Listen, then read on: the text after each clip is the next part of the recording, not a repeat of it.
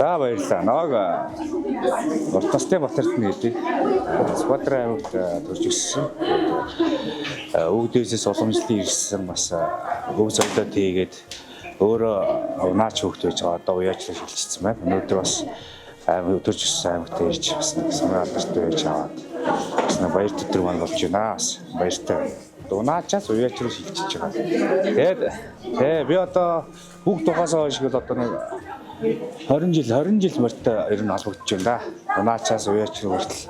Тэгээд азар би бас миний аавд бол ээжийн тал бас хурцтай байж бас ордны үлгээс сквадраас бас ийм сар 4 сар хүртсэнд бас баяртай байна. Ордны үлгээс сквадр гэдэг утгаараа бас уяачтын цол хэрэг бас чанга байдаг, шансаа өндөр байдаг. Аймагаас авч байгаа бас баяртай байна.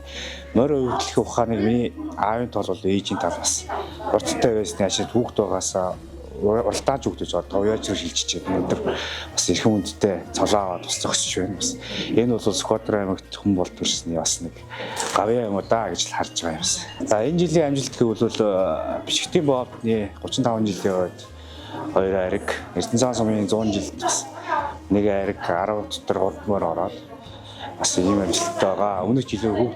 Өмнөх ер нь улс аймгийн чанартай бол наадмуудаас нэг 20 гаруй ариг дөрөвтэй байгаа. Тэгээс өнөөдрөөс энэ цалан хүрчээ зогсож бас сайхан байна.